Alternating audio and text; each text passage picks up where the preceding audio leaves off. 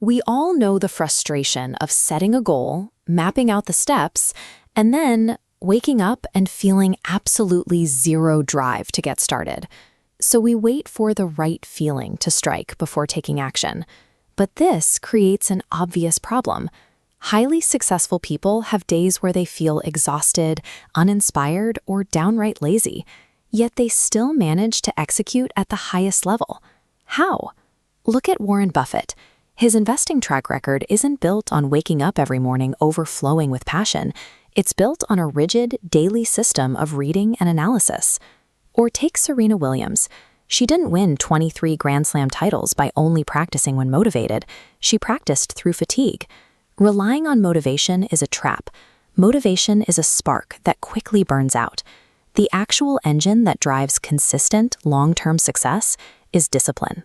To understand how to build that engine, we can look at two specific playbooks: Sheldon Howe's How to Be Disciplined and Curtis Leone's Self-Discipline. Both authors address a common misconception right away. They argue that discipline is a highly learnable skill. It is something you train, practice, and acquire, not a genetic trait you either have or you don't. We often think of discipline as a miserable list of restrictive rules, but it's actually just the ability to delay gratification, choosing a significant future reward over a quick short-term pleasure. Mastering this specific skill provides the only reliable vehicle for moving your life forward. Long after your initial burst of enthusiasm fades, discipline keeps you moving. Building this system starts internally, with your self-identity. If you view yourself as lazy, you will naturally take actions that align with being lazy. To change your behavior, you have to adopt a new identity first. If you want to write a book, you start by claiming, "I am a writer." You adopt the identity before the evidence exists. That internal shift creates a psychological standard that your actions then have to match. But mindset alone isn't enough, because willpower is a finite resource. If you place yourself in an environment filled with distractions, your willpower will eventually run out and you will give in. This diagram illustrates how to fix that through environment design. You have to actively build a high-friction path to a bad habit, like keeping junk food out of the house entirely, and make the path to a good habit incredibly easy. Trying to use sheer willpower to beat a hostile environment is a losing game. True discipline is engineering your surroundings so that making the right choice becomes the automatic default outcome. Once your environment is set, you need to execute. Most people fail here because they attempt massive, sweeping lifestyle changes that quickly overwhelm them. The solution is to start with micro habits. This chart models the mathematics of starting small.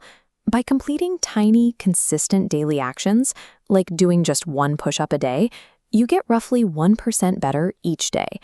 Over a year, that compounds into a massive 365% growth. To sustain those micro habits, you need a specific architectural framework. Howe calls this the 3P formula. First, you establish your why, which is your purpose. Next, you map out a clear daily structure, which is your plan. Finally, you commit to practice, accepting that you will sometimes fail, but showing up to try again anyway.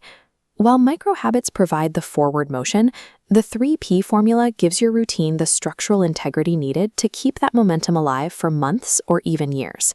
There is, however, a dangerous misconception that being disciplined means engaging in endless hustle and overwork. That approach only leads to physical and mental collapse. To maintain consistency without exhausting yourself, you can use a defensive tactic called temptation bundling. You pair a boring, necessary task with an immediate, enjoyable reward, like only listening to your favorite podcast while you're at the gym. Discipline also extends beyond physical actions. It requires emotional control. If you constantly react impulsively to stress or criticism, your systems will break down. A practical tool for this is the 5-second pause. When you face anger, criticism, or a toxic situation, you intentionally wait 5 seconds before responding. This prevents an impulsive reaction and keeps you in control. A truly sustainable lifestyle requires both offensive action through habits and defensive boundaries through rest and emotional control. Without both, burnout is inevitable. So the playbook gives us 4 distinct rules. Adopt the identity of who you want to become. Design an environment that supports your goals. Execute micro-habits using the 3P formula and balance your output with intentional rest. People often look at a structured life like this and assume it's restrictive, that living by a set of rules is like living in a prison. But the exact opposite is true. Discipline is the only real path to personal freedom. Think about the alternative. An undisciplined life means you are a slave to shifting moods, impulses, and endless digital distractions. A disciplined life means you have absolute control over your time, your health, and your destiny. Stop passively watching videos about success. I want you to make a public commitment right now. Go to the comments below and type out exactly one micro-habit you are going to start tomorrow. Discipline is a daily practice, and today is your first opportunity to build that freedom. If you found this helpful, hit the like button, subscribe to the channel, and share this video with someone who needs to hear it.